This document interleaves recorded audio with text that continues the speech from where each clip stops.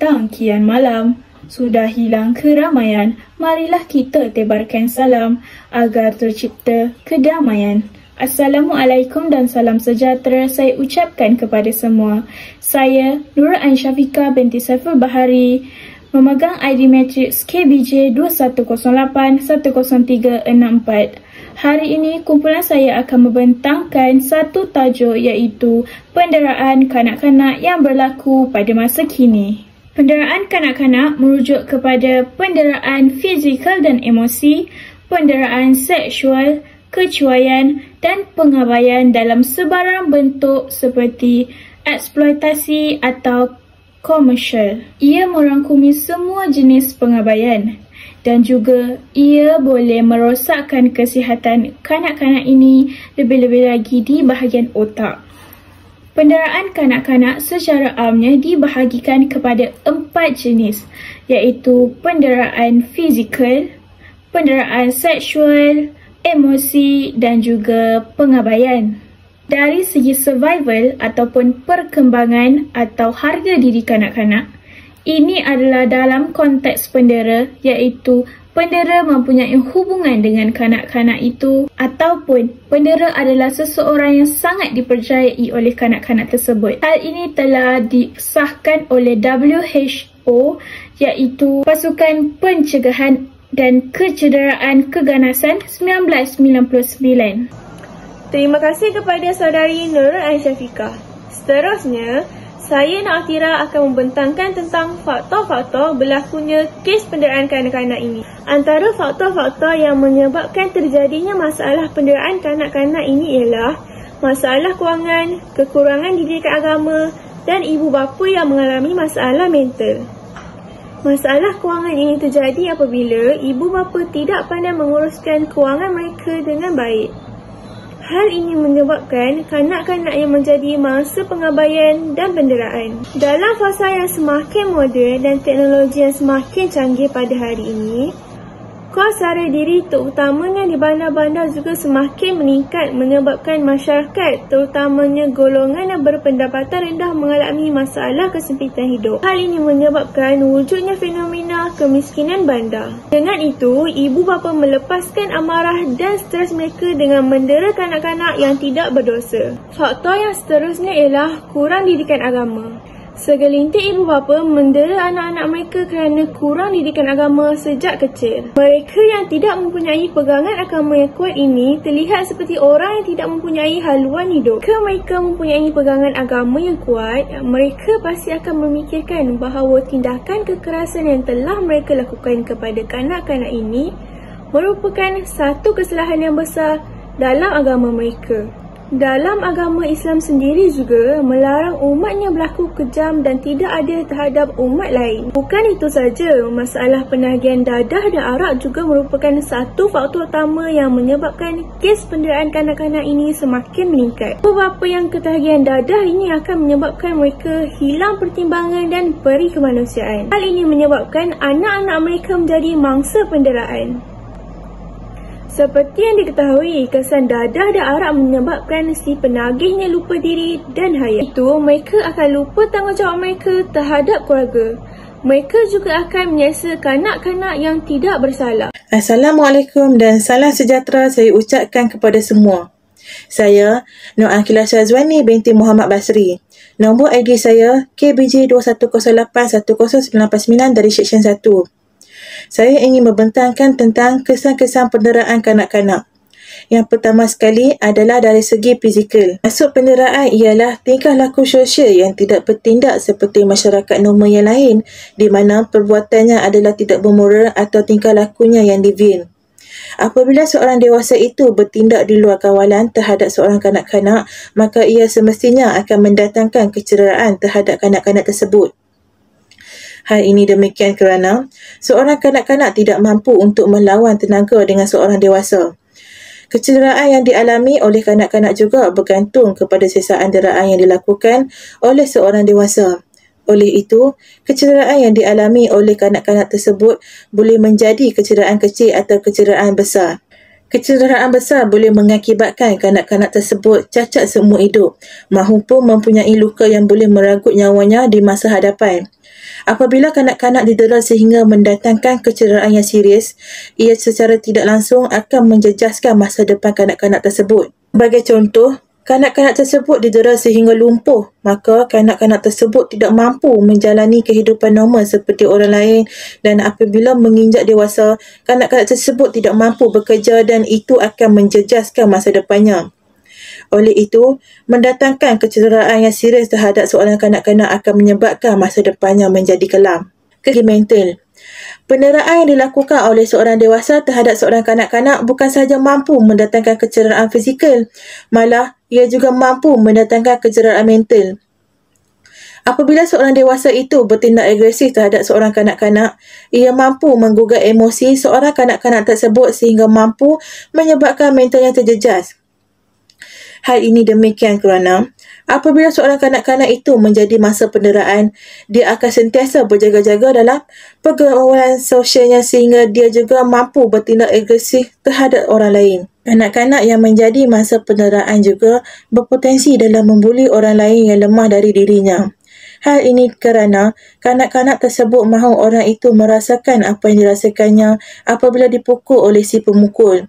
Selain dari itu, kanak-kanak yang menjadi masa penderaan juga boleh menjadi seorang yang sangat pendiam, tidak bergaul dan hanya berada dalam dunianya sendiri sehingga kadang-kadang mereka mencipta banyak personaliti untuk melindungi diri mereka dari terus-terusan didera. Jika perkara ini berterusan, ia akan menjejaskan tahap tumbuh sarang kanak-kanak tersebut dari segi mental. Oleh itu, penderaan bukan sahaja menyebabkan kanak-kanak itu cedera dari segi fizikal, namun mental mereka juga boleh terjejas sehingga membahayakan dirinya sendiri dan masyarakat. Assalamualaikum warahmatullahi wabarakatuh. Terima kasih kepada saudari Nur Atira. Seterusnya, saya Siti Sarah akan membentangkan mengenai kesan-kesan penderaan kanak-kanak.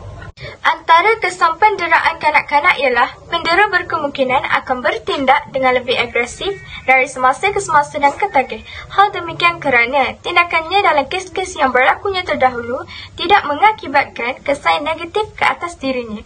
Oleh itu, tidak mustahil jika pendera bertindak lebih agresif, hilang kewarasan dan tidak lagi mengenal mangsanya. Pendera berkemungkinan merasakan tekanan emosinya hanya dapat dilepaskan dengan melakukan keganasan ke atas orang lain.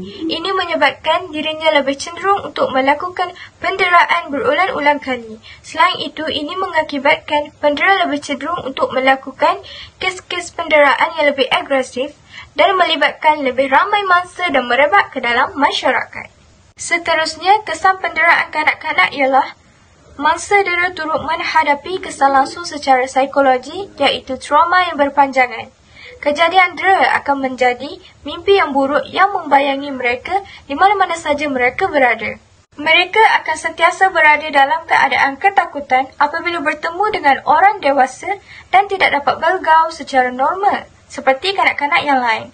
Jelaslah bahawa penderaan kanak-kanak amat mempengaruhi emosi dan tindak balas kanak-kanak terhadap persekitaran secara psikologi. Terima kasih kepada saudari Siti Sarah dan Nur Akilah. Seterusnya, saya Nurul Hazlin akan meneruskan pembentangan dengan mengemukakan cadangan untuk mengatasi penderaan kanak-kanak. Antaranya ialah peranan masyarakat. Masyarakat memainkan peranan yang penting dalam usaha membendung masalah penderaan kanak-kanak ini daripada terus menular satu Malaysia. Selain itu, sebagai masyarakat yang berhema tinggi haruslah membuang sikap seperti tidak mengambil berat tentang hal sekeliling yang sedang berlaku seperti peribahasa Melayu berkata melepaskan pucuk masing-masing. Oleh itu, di sebaliknya, janganlah kita mementingkan diri sendiri.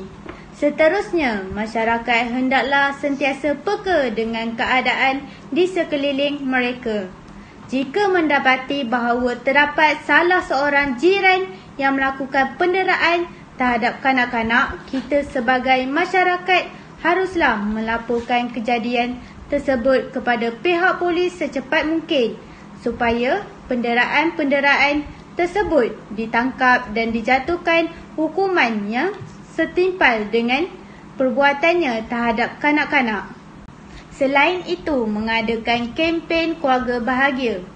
Masalah penderaan kanak-kanak ini perlu dibendung dan diatasi dengan segera supaya masalah ini tidak berulang dan berleluasa. Antara cadangan untuk mengatasinya adalah dengan mengadakan kempen keluarga bahagia bagi menyedarkan ibu bapa tentang tanggungjawab mereka.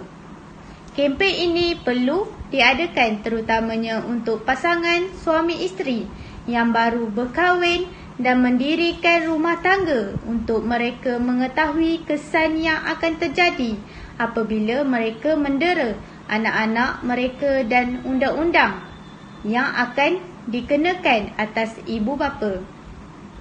Jadi, dengan adanya kempen ini sedikit sebanyak boleh mengelakkan daripada berlakunya penderaan kepada kanak-kanak ini. Cadangan seterusnya ialah penguat kuasa undang-undang. Sebagai pihak atasan atau pihak berkuasa haruslah mengambil berat tentang masalah penderaan kanak-kanak ini dan mengambil tindakan yang tegas kepada individu yang melakukan dengan mengenakan atau menjatuhkan hukuman yang berat kepada ibu bapa, penjaga kanak-kanak atau sesiapa sahaja yang melakukan penderaan kanak-kanak ini dengan kejam. Selain itu, dengan mempertingkatkan penguatkuasaan undang-undang boleh menyebabkan pendera-pendera ini berasa takut atas hukuman yang akan mereka hadapi sekiranya mereka membuat penderaan kanak-kanak. Dengan adanya penguatkuasaan undang-undang yang tegas ini akan memberi impak yang positif terhadap kesan penderaan kanak-kanak di Malaysia. Di samping itu, mengadakan kelas bimbingan. Pihak-pihak yang berwajib juga perlulah mengadakan kelas-kelas bimbingan bagi memberikan pendidikan keibubapaan kepada setiap pasangan yang akan mendirikan rumah tangga. Pendidikan ini amat penting kepada setiap pasangan bagi menyedarkan mereka akan tanggungjawab yang besar harus dipikul setelah berumah tangga. Oleh itu, dengan adanya kelas-kelas bimbingan ini, ibu bapa dapat seimbangkan emosi mereka dengan situasi yang sedang berlaku seperti apabila ibu bapa sedang tertekan dalam sektor pekerjaan, ibu bapa dapat mengawalnya dengan cara-cara yang telah dipelajari dalam kelas-kelas yang dianjurkan. Hal ini dapat mengelakkan ibu bapa melepaskan tekanan dengan memukul anak-anak yang sekaligus memberi kesan terhadap emosi anak-anak. Hal ini demikian ibu bapa lebih jelas cara untuk mendidik anak-anak dengan betul.